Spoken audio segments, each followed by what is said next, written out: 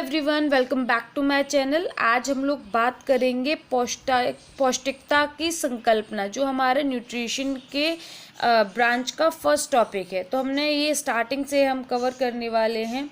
Although this is not very important topic, लेकिन still क्योंकि हमारे कोर्स में है तो हम इसको भी देखेंगे।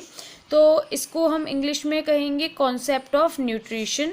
जो लोग इंग्लिश में स्टडी कर रहे हैं वो लोग इंग्लिश में इसके टर्म्स लिख सकते हैं अपने पास, और हिंदी वालों के लिए मैंने यहाँ पे लिखा ही हुआ है।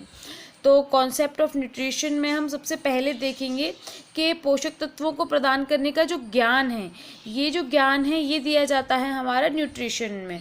तो देखिए क्या होता है कि इसका क्वेश्चन ऐसे आ सकता है कि जो पौष्टिकता है यानी कि जो न्यूट्रिशन है वह क्या कार्य करता है, तो वो हमारे पोषक तत्वों को प्रदान करने का ज्ञान करता है।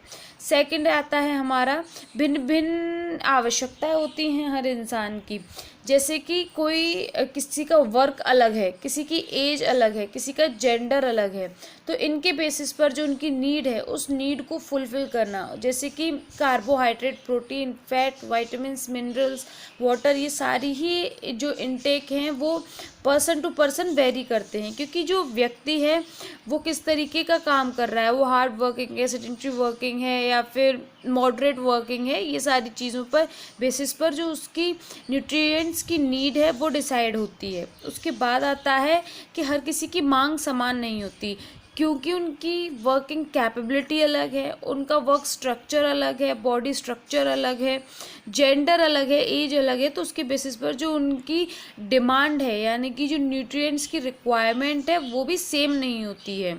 तो ये जो चीज़ है वो हमारा आरडीए में ध्यान रखा जाता है। आरडीए का फुल फॉर्म है रिकमेंडेड डाइटरी अलाउंसेस, जो कि फूड एंड न्यूट्रिशन बोर्ड के थ्रू दिया जाता है, जिसमें बताया जाता है कि किस एज का, किस जेंडर का और किस तरीके के वर्किंग पर्सन को कितना आरडीए या फिर कौन से न्यूट्रिएंट की कितनी रिक्वायरमेंट है। जैसे कि प्रेग्नेंट लेडी की रिक्वायरमेंट अलग होती है, लैक्टेटिंग मदर की अलग रिक्वायरमेंट होती है।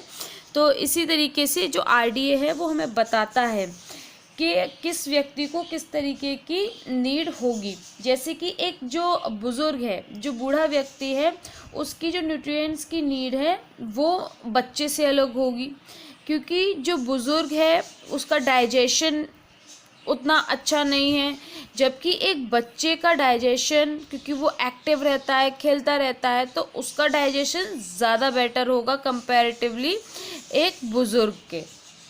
उसी तरीके से बात करें कि एक प्रेग्नेंट लेडी है, जो एक प्रेग्नेंट लेडी है उनकी जो नीड है, जो उनकी रिक्वायरमेंट है न्यूट्रिएंट्स की, वो एक नॉर्मल लेडी से अलग होती है, क्योंकि वो जो लेडी हैं उनके अंदर उनकी वॉर्म में एक बेबी है और उसका भी डेवलपमेंट के लिए आपको न्यूट्रिएंट्स की ज़रूरत पड़ती है। इसी तरीके से जो पर्सन बहुत एक्टिव रहता है, ज़्यादा फिजिकल वर्क करता है, उनकी और एक सेडेंटरी वर्कर की नीड में भी डिफरेंस होता है। यहाँ तक कि जो लोग मानसिक काम करते हैं, जैसे कि जो लोग कंप्यूटर पर बैठकर काम कर रहे हैं अपना, उन लोगों की नीड और जो लोग फिज़िकल वर्क कर रहे हैं उन लोगों की, यानी कि जो फिज़िकल वर्क करते हैं, लेबर करते हैं, बहुत ज़्यादा मजदूरी करते हैं, उन लोगों की जो नीड है वो 3 टाइम्स ज़्यादा होती है।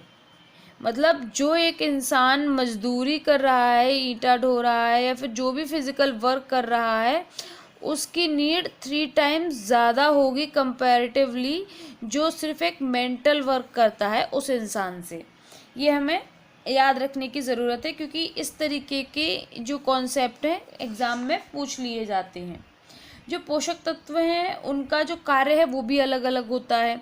जैसे कि जो हमारा प्रोटीन है वो जो हमारे बॉडी बिल्डिंग का काम करता है, राइट। बॉडी बिल्डिंग यानी कि हमारे शरीर की में जो तंतुओं का जो हमारे तंतुओं की टूट फूट हो गई है उनकी मरम्मत होगी, उनकी ग्रोथ होगी, उनकी मेंटेनेंस होगी, और साथ में ही जैसे हमारा कार्बोहाइड्रेट है वो हमें एनर्जी देगा, और हमारा जो फैट है वो हमें ल्यूब्रिकेशन देगा हमारी बॉडी को। तो इस तरीके से हर एक न्यूट्रिएंट के अलग अलग कार्य होता है, उस कार्य को जानने के लिए भी हमें न्यूट्रिशन की ज़रूरत होती है।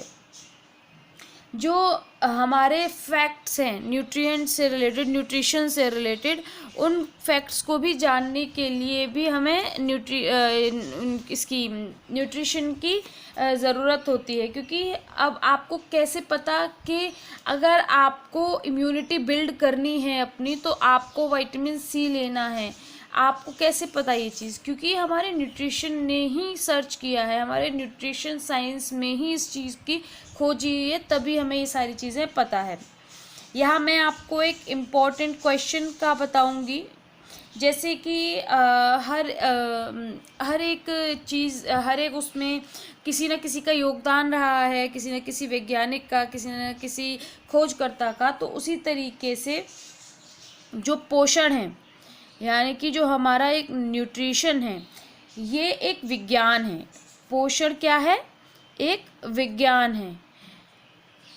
कई लोग होम साइंस को ना ही साइंस मानते हैं और ना ही आर्ट मानते हैं, बट ये साइंस और आर्ट दोनों हैं।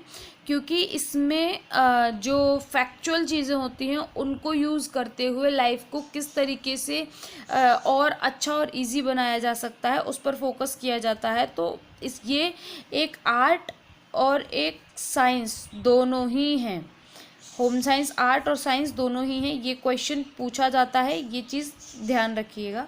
तो मैं बात कर रही थी पोषण, यानी कि जो पोषण है वो एक विज्ञान है। इस चीज़ को सबसे पहले 18वीं शताब्दी में, यानी कि 18th सेंचुरी में एक्सेप्ट कर लिया गया था।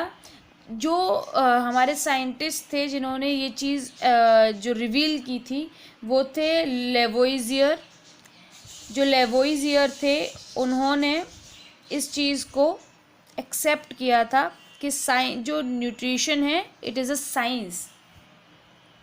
और इससे भी काफ़ी पहले ये चीज़ डिसाइड हो गई थी, मतलब इससे भी पहले माना जाता है कि न्यूट्रिशन जो है वो इससे भी पहले की चीज़ है। जो डाइटेटिक्स है, यानी कि आहार विज्ञान है, वो इससे भी पहले, यानी कि 18वीं शताब्दी से भी पहले एक्सेप्ट कर लिया गया था एज अ साइंस। उसकी कोई डेट नहीं है मेरे पास में, और मैंने काफ़ी सर्च किया, मुझे मिली नहीं है। अगर आपको मिले तो आप वीडियो के नीचे कमेंट कर सकते हैं।